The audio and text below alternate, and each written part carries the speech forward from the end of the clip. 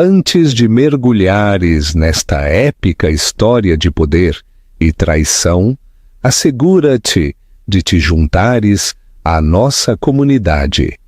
Subscreve ao canal e ativa o sino para que não percas o grande desenlace.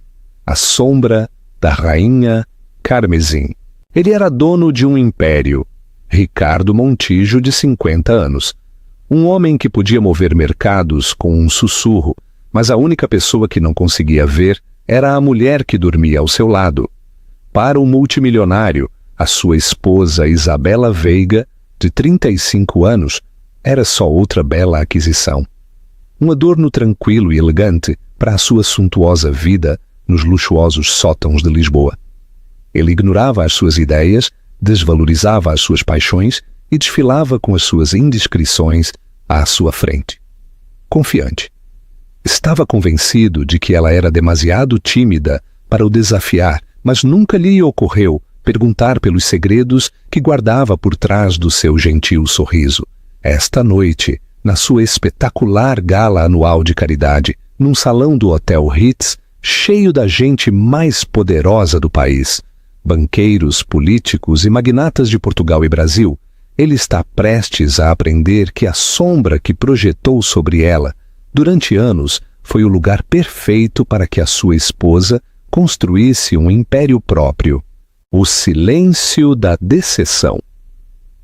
O silêncio no sótão dos Montijo era de um tipo de estridência específica. Era o som das decepções não expressas, de conversações que morriam antes de começarem, e da vasta distância com soalho de mármore que separava duas pessoas que partilhavam uma vida, mas não uma conexão. Isabela Veiga, durante 5 anos, conheceu cada matiz desse silêncio. Podia rastrear os seus ecos desde os janelões do chão ao teto, com vistas para a cidade até a arte fria e minimalista que Ricardo havia escolhido para as paredes. O arte, como tudo o mais, era uma inversão escolhida pelo seu valor projetado, não pela alma que pudesse possuir. Isabela, em muitos sentidos, era só mais uma peça da sua coleção. Ele a havia cortejado com o mesmo enfoque implacável que aplicava a uma aquisição corporativa. Ela era uma licenciada em História de Arte que trabalhava numa pequena e respeitada galeria. Ele havia achado a sua inteligência e natureza suave, uma novidade encantadora, um alívio das mulheres ambiciosas e de gume afiado que tipicamente competiam pela sua atenção. Ele a havia chamado o seu santuário sereno, mas os santuários, por sua natureza, estão destinados a ser tranquilos, a estar imóveis. E durante 5 anos, Isabela havia sido exatamente isso. Os seus dias eram uma rotação meticulosamente programada de almoços de caridade, reuniões de fundações onde o seu único papel era sorrir e anuir, e provas com designers que a vestiam a imagem que Ricardo preferia. Elegante, sóbria e completamente segura. As suas opiniões, aquilo mesmo que ele havia afirmado admirar, agora eram tratadas como leves interrupções. Estava a pensar que para a gala da Fundação Montijo deste ano, começou uma noite num jantar que raramente partilhavam a sós. Poderíamos destacar artistas emergentes, poderíamos dedicar uma ala a exibir o trabalho deles, dar-lhes uma plataforma, alinhar-se-ia com a minha experiência e traria uma energia fresca ao evento. Ricardo não levantou o olhar do relatório financeiro no seu tablet. A gala é para os nossos doadores estabelecidos, Isabela. Querem ver goias e roscos no bloco de leilões, não telas de algum rapaz desconhecido num armazém. Trata-se de prestígio, não de energia. Ele agitou uma mão desdenhosa, o gesto tão casual que era quase mais cruel que um insulto direto. Não estava a argumentar, estava a corrigir a sugestão ingênua de uma criança. A conversação, como sempre, se evaporou. A sua negligência não foi sempre passiva.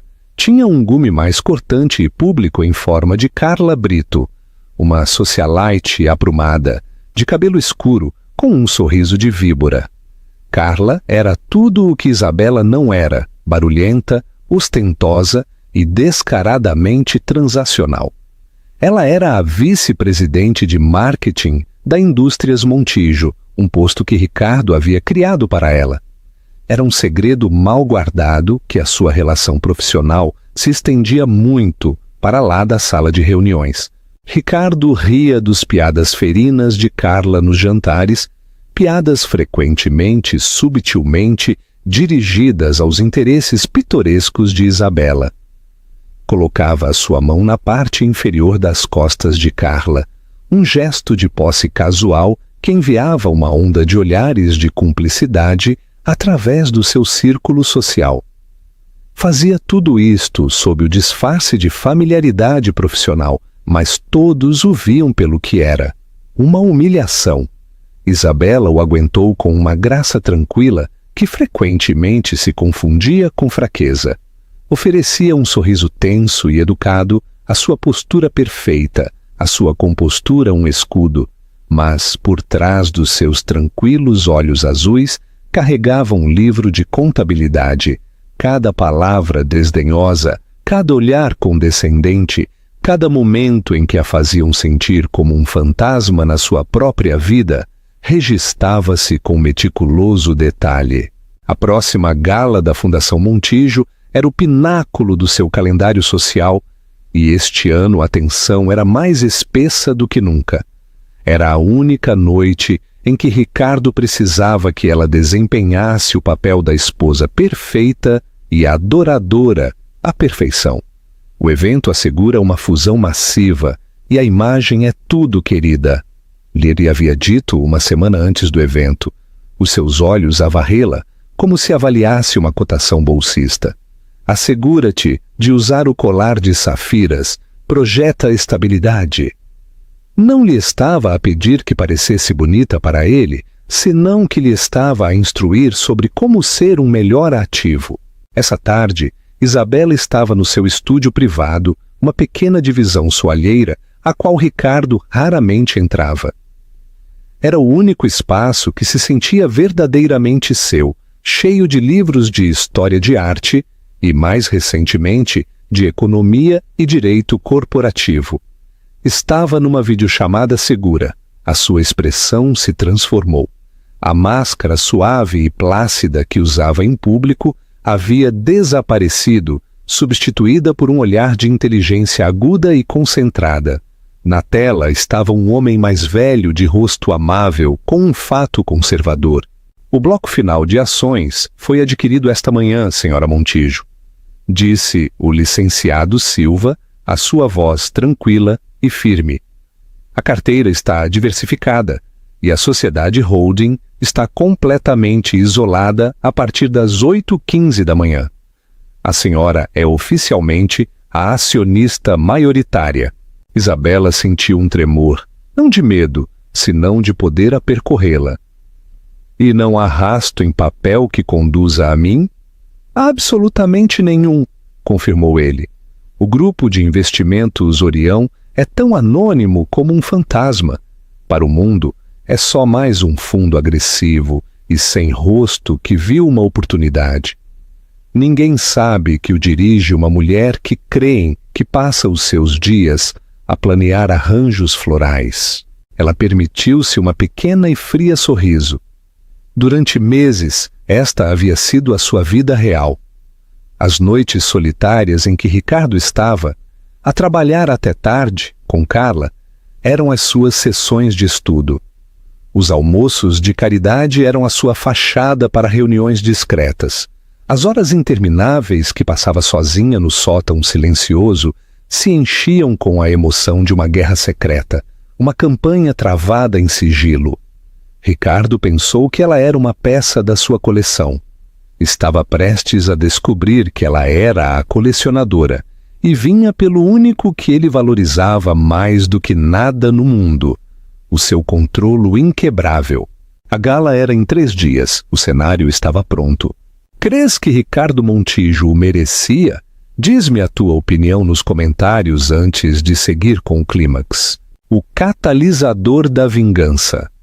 O catalisador, o momento singular que fraturou a tranquila resistência de Isabela e a pôs num novo caminho, não havia sido uma grande traição cinematográfica.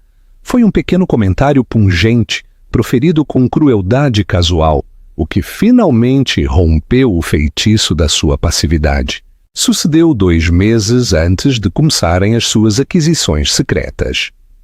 Ricardo estava a organizar um jantar íntimo para um sócio potencial, um industrial brusco e de dinheiro antigo, chamado Dom Afonso. Isabela havia planeado cuidadosamente o menu, supervisionado a decoração e investigado os interesses de Afonso, esperando contribuir para a conversação de maneira significativa. Durante toda a noite, Ricardo dirigiu a conversação exclusivamente a finanças, fusões e projeções de mercado, campos nos quais se presumia que Isabela era uma espectadora analfabeta. Quando Afonso, a tentar ser cortês, se dirigiu a ela e lhe perguntou sobre o seu trabalho na galeria de arte antes do seu casamento, o rosto de Isabela se iluminou.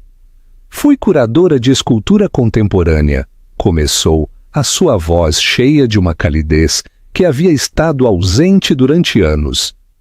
O meu enfoque se centrou em artistas pós-modernistas que trabalham com materiais recuperados. Há um movimento fascinante que explora a interseção da sustentabilidade e... Ricardo a interrompeu com uma gargalhada rotunda e indulgente. Isabela, por favor, não aborreças Afonso com os teus pequenos hobbies. Virou-se para Afonso com um sorriso de cumplicidade no seu rosto. Ela tem bom coração, mas as suas paixões são pitorescas. Casei com ela pelo seu gosto, não pela sua análise de carteira. A mesa ficou em silêncio. O ar estalou com a humilhação de Isabela. Não era só que a tivesse desvalorizado, havia enquadrado a paixão da sua vida como um hobby trivial e infantil em frente a um estranho. Havia reduzido toda a sua identidade à de um objeto decorativo, que havia adquirido. Nesse momento, ao vê-lo rir com Afonso, viu o seu casamento pelo que realmente era. Uma jaula dourada onde os barrotes estavam feitos da sua condescendência. Desculpou-se da mesa com um aprumo praticado, a coluna reta, a cabeça erguida. Mas, uma vez, na solidão do seu estúdio, a fachada se desmoronou. A tristeza silenciosa com a qual havia vivido durante anos coagulou-se num nó de ira frio e duro. Já não se tratava só de Ricardo e Carla, se tratava da lenta e sistemática anulação do seu próprio ser. No dia seguinte, começou a acabar. Começou pelos seus próprios recursos financeiros, um tema que Ricardo sempre havia gerido. Ele lhe havia estabelecido uma generosa mesada, uma quantidade desenhada para a manter cômoda e sem curiosidade. Mas a Isabela não lhe interessava a mesada. Procurava outra coisa, um fio solto do seu passado. Encontrou-o numa empoeirada caixa de documentos do patrimônio da sua avó. A sua avó, uma mulher que Ricardo havia descartado como uma simples professora primária, havia sido uma investidora astuta e silenciosa durante toda a sua vida. Escondida num fundo fiduciário esquecido, intocada e a acumular valor durante mais de uma década, havia uma herança. Não era a riqueza de um multimilionário, mas era substancial, muito mais do que Ricardo poderia imaginar que possuísse uma simples professora primária. Era um segredo deixado para ela, com uma nota escrita à mão. Para o dia em que decidas construir um mundo próprio. O advogado da sua avó havia se reformado há muito tempo, mas a sua firma seguia ativa. Com mãos a tremer, Isabela fez uma chamada e foi remetida ao gestor de patrimônio mais discreto da firma, um homem chamado Licenciado Ernesto Silva. Quando se reuniram numa oficina tranquila e anônima no centro da cidade, o Sr. Silva foi exatamente o que ela havia esperado. Da velha escola, impecavelmente profissional e com olhos que pareciam entender tudo sem que ela tivesse que dizer uma palavra. Ele revisou a carteira que a sua avó lhe havia deixado. Surpreendente, Sra. Montijo, disse, olhando-a por cima dos seus óculos. A sua avó era uma mulher muito sábia. Investiu em tecnologia fundamental e biotecnologia muito antes de estarem na moda. Esta carteira não só é sólida, é uma plataforma de lançamento. Isabela respirou fundo. Licenciado Silva, não procuro financiar um hábito de compras ou uma nova fundação. Procuro fazer uma aquisição estratégica. Quero construir algo, mas deve fazer-se em absoluta reserva. O meu marido não pode sabê-lo. Ninguém pode. O licenciado Silva não se imutou. Simplesmente anuiu. Um flash de respeito nos seus olhos. Havia visto o suficiente do mundo dos homens poderosos e as suas esposas frequentemente passadas por alto para captar a situação de imediato. A reserva é um serviço que brindamos, Sra. Montijo. Diga-me, qual é o objetivo? Este era o momento. Aqui foi onde o vago sentido de rebelião se solidificou num plano concreto. Pensou no mundo de Ricardo, nas suas obsessões, nas suas vulnerabilidades. A sua última fixação era a aquisição hostil de uma empresa de energia verde inovadora e de tamanho médio. Inovações. Hélio. Ricardo queria adquiri-la, despojá-la das suas valiosas patentes para ter a sua própria divisão tecnológica e fechar o resto. Era um movimento impiedoso e predador, típico do seu estilo de negócios. Mas Isabela sabia algo que Ricardo não. O seu pai, um professor de engenharia que havia falecido há anos, havia sido mentor do fundador da Hélio. Ela sabia que a companhia não era só uma coleção de patentes. Era uma equipa de pessoas brilhantes dedicadas a uma causa. Desmantelá-la seria um ato de vandalismo corporativo. Inovações, Hélio, disse Isabela, a sua voz firme e clara. Quero comprar uma participação de controlo antes que o meu marido e depois quero usar essa posição para investir neles, para os tornar intocáveis. O licenciado Silva levantou uma sobrancelha, intrigado. Essa é uma jogada muito ambiciosa, Sra. Montijo. As indústrias Montijo são ruidosas a respeito, replicou Isabela, uma nova confiança acesa dentro dela. Movem-se como um predador e todos podem vê-los a vir. Nós mover-nos-emos como um fantasma. Usaremos uma sociedade holding, uma entidade anônima. Compraremos blocos de ações pequenos e indetetáveis através de uma dúzia de corretores diferentes, mantendo-nos sempre justo por baixo da percentagem que desencadearia uma divulgação obrigatória da CMVM. Pela primeira vez em anos, Isabela sentiu a emoção do seu próprio intelecto, o poder da sua própria agência. Já não era uma hobbyista pitoresca, era uma estrategista. A semente da rebelião havia criado raízes e estava a crescer até se converter num carvalho de força formidável, justo à sombra do homem que pensava que ela não era mais do que uma flor delicada. A rede secreta. Durante os 6 meses seguintes, Isabela Veiga viveu uma dupla vida meticulosamente elaborada. Para Ricardo e o seu reluzente círculo social, ela seguiu sendo a esposa serena, quase invisível. Assistia aos seus almoços, sorria placidamente nas reuniões da junta e anuía enquanto Ricardo pontificava sobre os seus triunfos comerciais. O seu exterior plácido era a camuflagem perfeita. Ninguém procura um tubarão num lago de peixes koi. Mas no momento em que estava sozinha no seu estúdio, a transformação era absoluta. A divisão se converteu na sua sala de guerra. Os livros de história da arte se uniram a textos sobre leis de valores, análises de mercado e governança corporativa. O seu laptop, antes utilizado para enviar correios eletrônicos ao catering, agora brilhava com aplicações de mensagens cifradas e cotações bolsistas em tempo real. A sua parceria com o licenciado Silva foi uma classe magistral de discrição. Nunca mais se reuniram em pessoa. A sua comunicação foi um baile complexo de telefones descartáveis, videoconferências seguras e mensagens transmitidas através de um mensageiro de confiança que cria que estava a entregar catálogos de leilões de artes raras.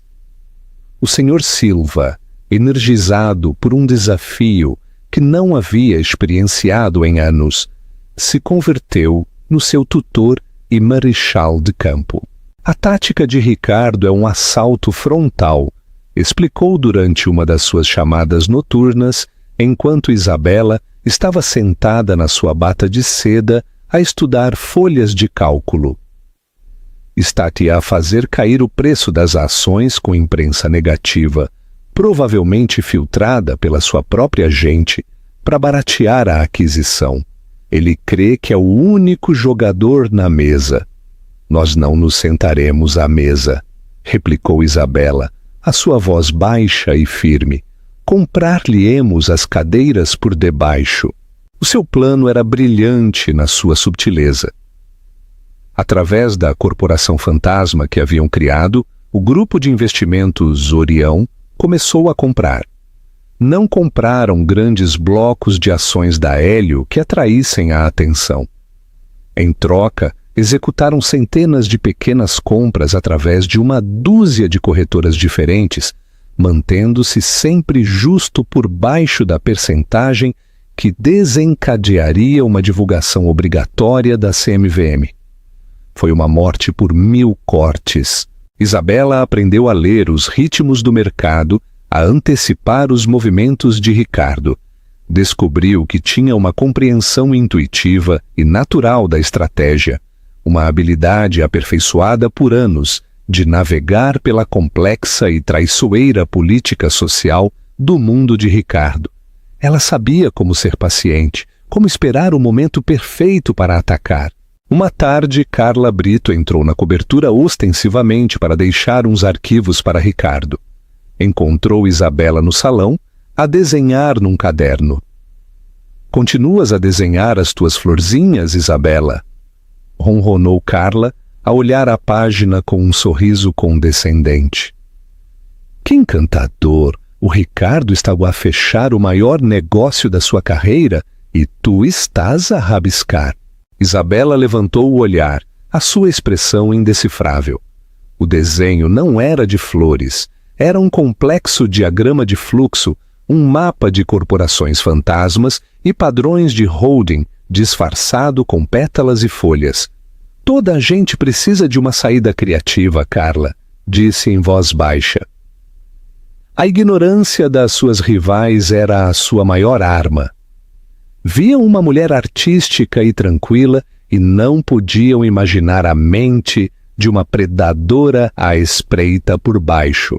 O stress era imenso, mas era um tipo de stress diferente do peso esmagador do seu casamento.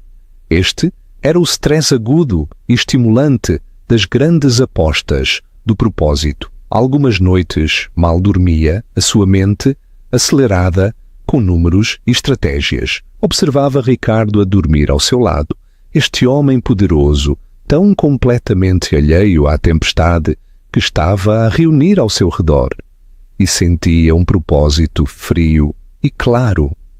Ele a havia subestimado. Seria a sua perdição. A peça final do seu plano era sobre a própria Hélio. Isabela abriu um canal de comunicação secundário com o CEO da Hélio, um cientista brilhante, mas assediado, chamado Dr. Elias Souto. Apresentou-se como representante de um grupo de investimento privado que acreditava na sua visão e queria ajudá-lo a lutar contra a aquisição hostil. Montijo não quer a vossa tecnologia.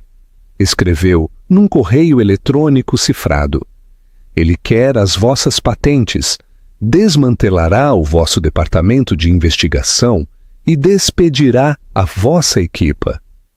Nós queremos financiá-lo, queremos vê-los crescer. Souto, inicialmente cético, estava desesperado. Viu uma tábua de salvação. Isabela, através do Orião, proporcionou-lhe suficiente capital para apoiar as finanças imediatas da sua empresa. Um movimento que elevou ligeiramente o preço das ações e fez com que os esforços de aquisição de Ricardo fossem mais caros e frustrantes.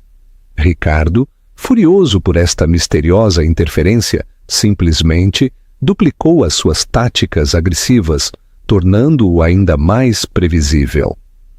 Ele estava a julgar as damas convencido de que era um rei. Isabela estava a jogar xadrez e já estava a 3 movimentos do checkmate. Uma semana antes da gala, o licenciado Silva confirmou a transação final. Está feito, senhora Montijo. Grupo de investimentos. Orião agora controla 52% das inovações Hélio. A companhia é sua. Isabela fechou os olhos, deixando que a realidade da sua vitória a inundasse. Ela o havia feito. Havia movido em segredo milhões de euros. Havia superado um dos multimilionários mais impiedosos do país e havia salvado uma empresa em que acreditava. Agora só restava o ato final. Era hora de sair das sombras. Abriu o seu armário, deixando para trás os vestidos sóbrios e elegantes que Ricardo preferia. No fundo, conservado numa bolsa de roupa, havia um vestido que havia comprado ela própria há anos, mas que nunca se havia atrevido a usar. Era uma criação audaz e impressionante de seda de cor carmesim profunda, que brilhava como fogo líquido. Não era o vestido de um santuário sereno, era o vestido de uma rainha. Ela omitiu o colar de safiras, o símbolo da estabilidade que ele queria projetar. Em troca, escolheu uma só e deslumbrante peça de joalharia. A sua avó lhe havia deixado um colar de diamantes desenhado como uma serpente, os seus olhos pequenos esmeraldas. Era audaz, um pouco perigoso e completamente seu. O dia da execução, o dia da gala da Fundação Montijo, chegou com uma palpável sensação de eletricidade. Para Ricardo, era a culminação de meses de trabalho, a noite em que celebraria extraoficialmente a sua iminente conquista de inovações Hélio em frente ao mundo que importava. Para Isabela, era o dia em que o mundo seria redesenhado. O sótão era um turbilhão de atividade. Stylists, catering e assistentes zumbiam dentro e fora, os seus movimentos orquestrados pelas ordens imperiosas de Ricardo. Ele parou no centro de tudo, um rei a inspecionar o seu corte, a ladrar ordens no seu telefone. Estava tão consumido pela atuação da noite que mal registou a presença da sua esposa. Isabela moveu-se através do caos com uma calma preternatural.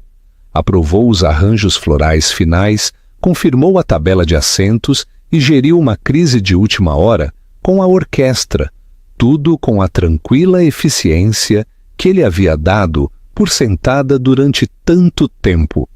Este era o seu papel, a gerente silenciosa e competente da sua vida doméstica e social.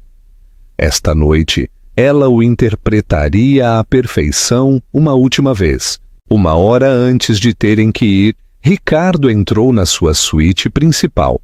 Isabela estava sentada no seu toucador, o seu cabelo já penteado num chignon elegante, mas severo. Ele já estava no seu smoking, parecendo elegante, poderoso e totalmente absorvido em si mesmo. "Está tudo gerido?" perguntou, não como uma pergunta, senão como uma exigência de confirmação. Ajustou os botões de punho no espelho, os seus olhos no seu próprio reflexo. Tudo está em ordem, replicou Isabela com voz uniforme. Finalmente olhou para ela, ou melhor, para o espaço que ela ocupava. Bem, não te esqueças dos safiras. Precisamos de projetar uma imagem de força inquebrável esta noite. Esta fusão está praticamente feita, mas as aparências são cruciais. Viu a caixa de safiras no seu tocador e anuiu com satisfação. Não notou o espaço vazio ao lado, onde deveria ter estado pendurado o vestido carmesim que planeava usar. Não notou a nova e acerada determinação nos seus olhos. Não a viu em absoluto. Só viu um componente do seu grande desenho. Tenho que ir ao local cedo, anunciou, olhando o seu relógio. Preciso de cumprimentar alguns membros da junta antes que comece o caos. O motorista voltará para te buscar em 30 minutos. Não te atrases. Inclinou-se, não para um beijo, senão para lhe dar um beijo seco e superficial na face. Sentiu-se como um selo de aprovação corporativo. Muita sorte, querida, murmurou perdendo a ironia. Depois foi-se, os seus passos rápidos a ressoarem pelo corredor de mármore, deixando para trás o familiar silêncio ressonante. No momento em que a porta se fechou com um estrondo, todo o semblante de Isabela mudou. A quietude se rompeu, substituída por um propósito rápido e deliberado. Caminhou em direção ao seu armário e tirou o vestido carmesim. Era uma declaração, uma obra de arte desenhada para ser vista, não passada por alto. Era uma proclamação. Ao pôr a seda, sentiu como se estivesse a mudar uma pele que havia usado durante 5 longos anos. A recatada e sóbria senhora Montijo estava a desaparecer, e a verdadeira Isabela Veiga estava a ressurgir, mais forte, mais perspicaz e forjada nos fogos da negligência do seu marido. Ela omitiu o colar de safiras, o símbolo da estabilidade que ele queria projetar. Em troca, escolheu uma só e deslumbrante peça de joalharia.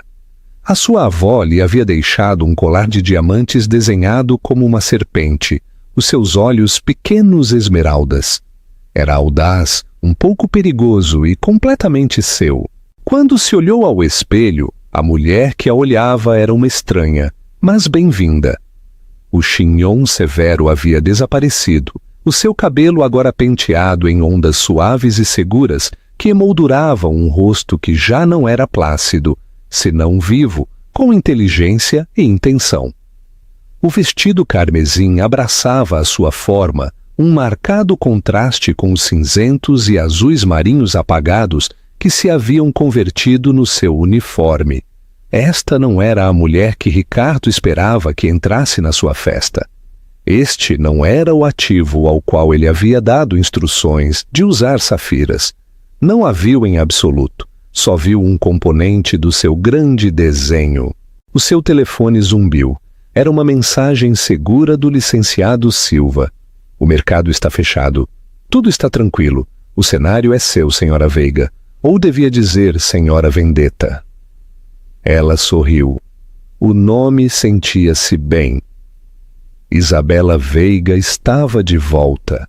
O motorista que Ricardo havia enviado estava à espera embaixo. Enquanto descia no elevador privado, as paredes espelhadas refletiam uma rainha de vermelho. O nervosismo que havia esperado sentir estava ausente, substituído por uma certeza completa e emocionante. Ricardo lhe havia dito para não se atrasar, mas Isabela não tinha intenção de chegar no seu horário. Uma rainha nunca se atrasa. Todos os demais, simplesmente, chegam cedo. Deu instruções ao motorista de tomar uma rota panorâmica ao longo do rio, um atraso deliberado. A sua entrada tinha que ser perfeitamente sincronizada. Não chegaria à sombra de Ricardo. Chegaria quando a festa estivesse em pleno apogeu, quando todos os olhos estivessem postos no seu marido, o amo do universo. Só então entraria e roubaria o espetáculo. O Checkmate no Convés, o grande salão de baile do Hotel Metrópole, era um universo de poder e riqueza. Os candelabros de cristal gotejavam luz sobre um mar de smokings negros e vestidos de designer.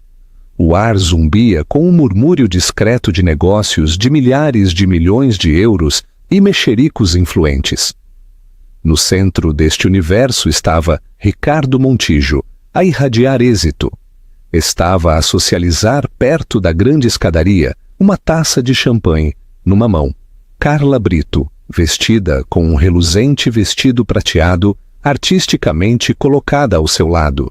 Acabava de olhar para o seu relógio pela terceira vez, um flash de irritação a cruzar o seu rosto. Isabela chegava tarde. Era pouco profissional. Precisava que ela estivesse ali a desempenhar o seu papel. E então um silêncio caiu sobre a entrada do salão de baile. Começou como uma onda, umas poucas cabeças a girarem, e rapidamente cresceu, até se converter numa onda de silêncio atônito que se espalhou por toda a sala. As conversas pararam. A música pareceu desvanecer-se no fundo. De pé, no topo da grande escadaria, banhada pelo cálido resplendor dos holofotes, havia uma mulher com um impressionante vestido carmesim. Por um momento, ninguém a reconheceu. Esta mulher era uma visão de poder e confiança. A sua cabeça estava erguida, o seu olhar a varrer a sala, com uma desconcertante segurança em si mesma. O colar de serpente na sua garganta prendeu a luz.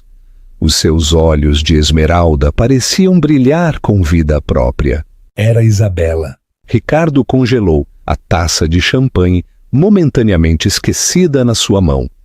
Ficou a olhar, a sua mente a lutar por reconciliar a mulher recatada e tranquila que havia deixado em casa com a criatura espetacular que comandava a atenção de cada pessoa na sala. Era como se a tivessem reformulado num papel diferente, sem a sua permissão. O sorriso perfeitamente cuidado de Carla se apertou. Os seus olhos se semicerraram com ciúmes venenosos instantâneos. Esta não era a mulher que havia descartado tão facilmente durante anos. Esta era uma rival. Enquanto Isabela descia a escadaria, o silêncio se rompeu num aluvião de sussurros. Essa é... Isabela Montijo. Nunca a tinha visto assim. Meu Deus, o que veste? Os sussurros não eram de troça, senão de assombro e confusão. Ela se moveu não com a deferência tímida que Ricardo esperava, senão com uma graça fluida e deliberada. Não se dirigiu em direção ao seu marido. Em troca, desviou-se para um lado, onde se havia reunido um pequeno grupo das pessoas mais poderosas da sala. Dom Afonso, o industrial que Ricardo tanto se havia esforçado por impressionar, um magnata da tecnologia chamado Kenji Tanaka e o formidável chefe da Comissão Nacional Bancária. Ricardo observou. A sua confusão se converteu em ira. Enquanto a cumprimentavam, não com a cortês condescendência geralmente reservada para as esposas corporativas, senão com genuína calidez e respeito. Tanaka se inclinou para beijar a sua face. Afonso, o homem perante o qual Ricardo a havia humilhado, de facto inclinou ligeiramente a cabeça. Aquela Isabela estás magnífica, disse Afonso, a sua voz a ressoar com admiração. O doutor Souto fala muito bem de si. Isabela lhe deu um sorriso radiante. Javier é um visionário, é um privilégio ser o seu sócio. As palavras proferidas o suficientemente alto como para serem escutadas pelos que estavam perto, enviaram outra onda de choque através da multidão. Sócio! Ricardo começou a mover-se em direção a ela, o seu rosto uma máscara trovejante, mas foi interceptado por um senador. Estava preso, obrigado a sorrir e apertar mãos enquanto observava a sua esposa tranquila e decorativa, a fazer corte com as mesmas pessoas que ele passou a sua vida, a tentar impressionar. Ela estava a falar de negócios. Estava a rir. Parecia mais viva do que nunca. Isabela podia sentir o olhar de Ricardo a arder nas suas costas, mas o ignorou. Pela primeira vez não era uma extensão dele. Ela era o centro da sua própria gravidade e estava a atrair as pessoas mais importantes da sala para a sua órbita. Já não era um fantasma na sua máquina. Havia se convertido numa máquina própria. Finalmente virou-se, e os seus olhos se encontraram com os de Ricardo do outro lado da abarrotada sala. Ela sustentou o seu olhar e pela primeira vez não havia medo, nem deferência, nem tranquila desculpa nos seus olhos. Só havia a avaliação fresca e tranquila de um igual, ou talvez de um superior. Ela lhe dedicou uma sorriso pequena e enigmática, que não chegou aos seus olhos. Uma sorriso que dizia: "Não tens ideia do que vem a seguir." Depois voltou à sua conversação, descartando-o tão facilmente como ele a havia descartado a ela durante 5 anos. A grande entrada havia terminado. Havia sido um êxito assombroso, mas era só a abertura. A atuação principal ainda estava por chegar. O desfecho da gala.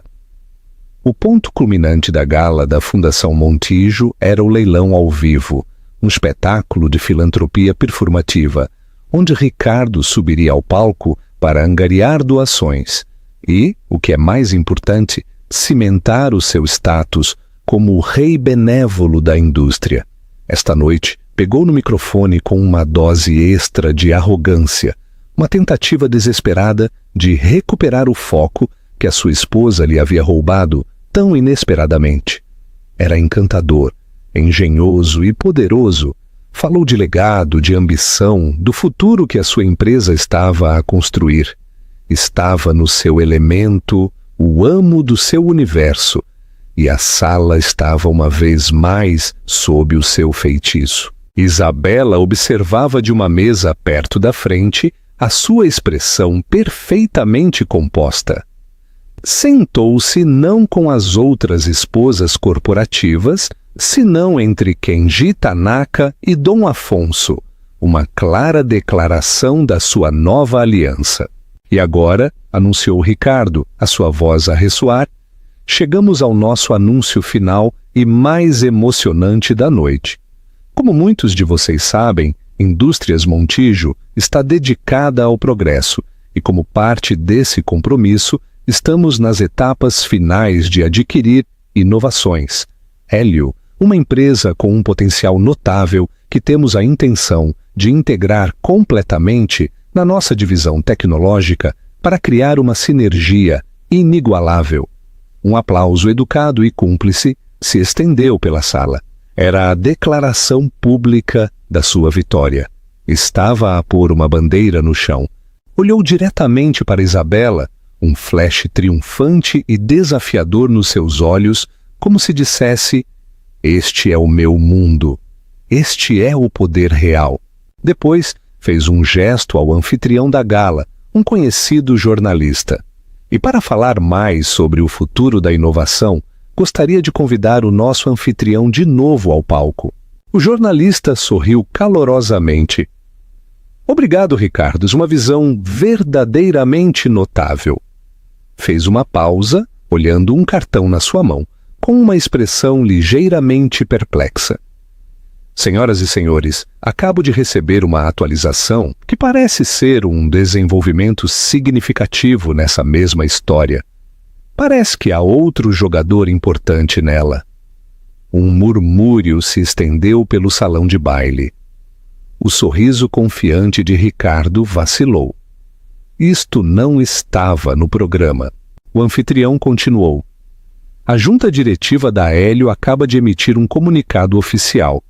Com efeito imediato, aceitaram um acordo de parceria e financiamento de um grupo de investimento privado que nos últimos 6 meses adquiriu discretamente uma participação de controlo de 52% na empresa." O ar foi sugado da sala. Uma participação de controlo? Isso era impossível. A equipa de Ricardo havia estado a monitorizar cada transação importante. Esta inversão, leu o anfitrião, a sua voz cheia de dramatismo, assegurará que a Hélio siga sendo uma entidade independente dedicada à sua missão principal de energia sustentável. A oferta de aquisição hostil de Indústrias Montijo foi oficialmente rejeitada. Ricardo empalideceu. O seu rosto, transmitido nas telas gigantes a ambos os lados do palco, era uma máscara de incredulidade e fúria. Havia sido humilhado publicamente, superado em manobras. O comunicado conclui, disse o anfitrião, olhando para a multidão atônita, anunciando que o novo acionista maioritário assumirá um papel público como diretor estratégico da junta. O nome do grupo de investimento é o Grupo de Investimentos Orião, e a sua principal proprietária e diretora está aqui conosco esta noite. Senhoras e senhores, por favor, deem as boas-vindas à senhora Isabela Veiga. Por um momento houve um silêncio absoluto e ensurdecedor. O arquejo coletivo se sentiu mais do que se escutou.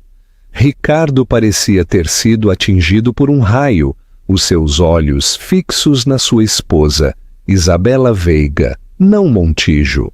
Com graça imperturbável, Isabela se pôs de pé, o carmesim do seu vestido parecendo arder sob os holofotes. Ela deu um pequeno e educado aceno a Tanaka e Afonso e caminhou em direção ao palco. Os seus saltos ressoaram no chão polido, cada passo um golpe de martelo ao ego de Ricardo. Ela pegou no microfone do anfitrião atordoado, olhou para a maré de rostos chocados, a sua mirada tranquila e dominante, e depois olhou diretamente para o seu marido, que seguia paralisado no palco, a só uns metros de distância. Obrigado, disse, a sua voz clara e firme, amplificada em todo o silencioso salão. Sempre criei que o verdadeiro progresso não se trata de consumo, senão de criação. Não se trata de adquirir e desmantelar, senão de construir e nutrir. Inovações. Hélio representa um futuro e um legado em tecnologia sustentável do qual o meu falecido pai, um brilhante engenheiro, se teria orgulhado. O meu grupo de investimento e eu estamos comprometidos a proporcionar ao Dr. Souto e à sua equipa tudo o que precisam para mudar o mundo. Ela não levantou a voz, não precisava. Cada palavra foi entregue com a força precisa e devastadora de uma bola de demolição. Não só o havia vencido, como também havia reclamado a superioridade moral, vinculando a sua vitória ao legado da sua família e a uma causa nobre. Havia exposto as suas táticas predatórias como algo do passado. Ache assim que esta noite saímos à luz, concluiu. Dedicou um sorriso deslumbrante final à audiência, virou-se e foi-se embora do palco, deixando o seu marido, parado sozinho entre as ruínas do seu triunfo, absoluta e completamente derrotado em frente a todos os que alguma vez havia querido impressionar. O acerto de contas final. O viagem de regresso ao sótão foi um estudo de silêncio sufocante. Ricardo se sentou rígido a um lado da limusina, o seu rosto uma máscara de granito de fúria. Isabela se sentou à sua frente, serena e composta, a observar como as luzes da cidade se desfocavam como se fosse só mais uma noite. O ar entre eles era espesso, com acusações não ditas e orgulho destroçado. No momento em que a porta do sótão se fechou atrás deles, a frágil trégua de silêncio se fez em pedaços. O que é que tu fizeste? A voz de Ricardo era um grunhido baixo e perigoso. Arrancou a gravata borboleta, os seus movimentos bruscos pela raiva. O que raio foi aquilo? Me humilhaste, me traíste, conspiraste contra mim e me converteste no alvo de troça, no meu próprio salão de baile, no meu próprio cenário. O teu cenário, replicou Isabela, a sua voz perigosamente suave. Foi esse o mesmo cenário onde planeaste anunciar a destruição de uma empresa na qual o meu pai cria? Ou foi o que partilhaste com a tua amante enquanto se esperava que a tua esposa aplaudisse da audiência? Pareces estar confuso acerca de quem é dono de quê? Ricardo, à menção de Carla e o seu pai, o deixou em silêncio por um segundo, a sua raiva momentaneamente em curto-circuito pela franqueza do seu ataque. Nunca a havia escutado falar desta maneira. A deferência havia desaparecido, substituída por uma folha de aço frio. De onde tiraste o dinheiro? Exigiu, a sua mente acelerada, a tentar reconstruir o impossível. Eu controlo as nossas finanças. Não podias comprar um carro novo sem que eu o soubesse. Aí é onde te enganas, disse ela, caminhando em direção aos janelões com vistas para a cidade. Tu controlaste as tuas finanças. Nenhuma só vez te deste ao trabalho de perguntar pelas minhas. E viste a filha de uma professora e assumiste que não vinha com nada. Nunca pensaste em olhar mais fundo. Ela lhe falou então da herança da sua avó, a carteira secreta que havia estado a crescer em silêncio durante anos. Explicou-lhe como cada vez que ele a havia desvalorizado, ignorado ou humilhado, havia alimentado a sua determinação. «Viste uma hobbyista?» disse, a sua voz carregada com o gelo de 5 anos de ser reprimida. «Viste uma pequena esposa decorativa e pitoresca? Nunca, jamais me viste. Estavas tão cego pela tua própria arrogância que não pudeste ver a pessoa a dormir ao teu lado. Esse foi o teu maior erro». Ricardo olhou para ela fixamente, as peças finalmente a encaixarem. As noites em que ela estava a ler catálogos de arte haviam sido a preparação para o seu repentino interesse nas notícias financeiras. Tudo havia estado a suceder mesmo debaixo do seu nariz. A magnitude do seu engano, a sua brilhante estratégia, era ao mesmo tempo aterradora e, a um nível profundo e não intencional, assombrosa. A sua fúria começou a coagular-se numa emoção diferente e mais complexa, um respeito a contragosto e horrorizado. Havia sido vencido não por um rival corporativo, senão pela sua esposa, a mulher que pensou que possuía. «Oh, assim que tudo isto foi por vingança?» perguntou a sua voz mais baixa agora. «Para me destruir por me deitar com a Carla». Isabela soltou uma risada curta e aguda, desprovida de humor. «Oh, Ricardo, continuas a crer que o mundo gira à tua volta? Carla foi um sintoma, não a doença. Os teus casos foram só mais um exemplo da tua profunda falta de respeito. Isto não se tratava de vingança. A vingança é um ato emocional fugaz.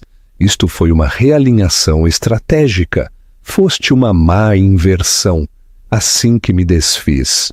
Virou-se para o encarar por completo, os seus olhos claros e resolutos.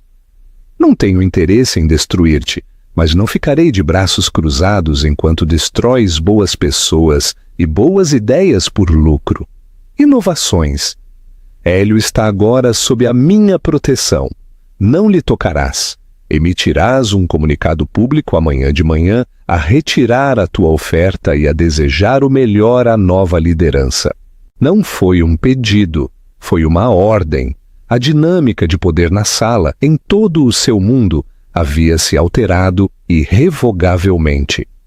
Ele era um multimilionário, um titã, mas ela tinha uma participação de controlo no que ele mais queria, e acabava de demonstrar que era uma jogadora muito mais astuta do que ele. «E nós?» perguntou finalmente, a palavra a pairar incômoda no ar. «O que é feito de nós?» Isabela olhou para ele e pela primeira vez ele viu um flash da mulher com que ele havia casado, uma profunda tristeza nos seus olhos. «Não há um nós, Ricardo. Não o há muito, muito tempo. Simplesmente construíste uma jaula dourada tão grande que me levou um tempo a encontrar a porta. Ela passou por ele, dirigindo-se à ala de hóspedes do sótão. Farei com que tirem as minhas coisas no final da semana. Os meus advogados entrarão em contato com os teus. Sugiro que lhes digas para cooperarem. Ficou sozinho na vasta e silenciosa sala de estar, rodeado pela arte fria e minimalista que se supunha que representasse o seu êxito. Pela primeira vez entendeu o verdadeiro significado da palavra falência. Não só havia perdido um negócio, havia perdido a única pessoa que havia estado a manter o seu mundo unido de uma maneira que ele foi demasiado cego para apreciar. O fantasma na sua máquina havia se convertido no mestre dela, e ela acabava de desligá-la. O confronto e a redenção. Os dias que se seguiram à gala foram uma educação brutal para Ricardo Montijo. A história da sua derrota pública foi a notícia principal em todas as revistas financeiras e colunas de mexericos. A narrativa era inebriante. A esposa invisível, a herdeira secreta, a brilhante manobra corporativa. Isabela Veiga foi mitificada instantaneamente como um ícone feminista, uma gênio estratégica que havia emergido das sombras. Ricardo, pelo contrário, foi pintado como um tolo arrogante, superado em astúcia pela única pessoa que devia ter conhecido melhor. Os seus investidores se assustaram. A sua junta diretiva exigiu reuniões de emergência. A ilusão da sua invencibilidade, o fundamento mesmo do seu poder, se fez em pedaços. Os seus supostos amigos se evaporaram. Ele se viu obrigado a retirar-se para a casa dos seus pais em Veracruz, um homem encolhido e amargurado que vivia no seu quarto de infância. Ele via Isabela, claro. Era impossível não o fazer. O seu rosto estava na capa da Forbes, da Wired, da revista Time. A mulher que construiu o amanhã, dizia um cabeçalho. A titã tranquila da tecnologia, dizia outro. Ele via as suas entrevistas, o seu estômago revolvido com um coquetel tóxico de inveja, ódio e um estranho e agonizante flash do que poderia ter sido orgulho. O divórcio foi rápido e clínico. Os advogados de Catarina foram impiedosamente eficientes. O acordo pré-nupcial se manteve firme. Ele ficou sem nada mais do que o peso esmagador da sua própria estupidez monumental. 2 anos depois, para Isabela do Valle, foram anos de crescimento exponencial e propósito profundo. Para Ricardo Lemos, foram uma erosão lenta e esgotadora do eu. A fúria havia esfriado há muito tempo, deixando para trás o sedimento frio e pesado do ressentimento. Estava de volta a Faro. Agora trabalhava, não numa reluzente torre corporativa, senão atrás do volante de uma carrinha refrigerada para uma empresa de catering de luxo. Era uma existência humilhante e anônima. Uma noite fresca de outono, foi designado para uma gala importante no Museu da Ciência recém-construído da cidade. Era um evento de alto perfil. Enquanto Ricardo levava carrinhos de comida artisticamente disposta, viu as faixas. Era a gala anual de angariação de fundos para a Fundação do Vale para Mulheres em STEM. O seu sangue gelou. Em seu uniforme genérico, era invisível. Então a viu. Catarina era o centro gravitacional do evento. Ela subiu ao palco. Ricardo ficou congelado junto a um pilar, a sua bandeja de taças de vinho vazias esquecida na sua mão. Ela falou do futuro, de romper barreiras, da responsabilidade que o poder acarretava. Ela havia-lo transcendido. O seu caminho a levou diretamente em direção à estação de Ricardo. Os seus olhos claros e focados passaram por ele. Ela olhou através dele, não com malícia, não com intenção, senão com a simples e devastadora realidade da sua própria insignificância. Não se registou, não existiu. Ricardo ficou perfeitamente quieto, o peso da bandeja na sua mão de repente insuportável. Não foi a humilhação pública no iate o que havia sido o seu verdadeiro castigo. Foi esta absoluta anulação. A sua vingança não foi um só ato de fogo, senão uma extinção lenta e silenciosa.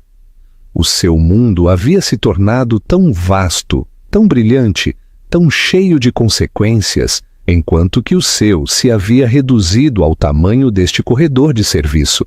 Ele era um fantasma no festim da vida que havia deitado fora, e a única pessoa a quem perseguia já nem sequer podia vê-lo.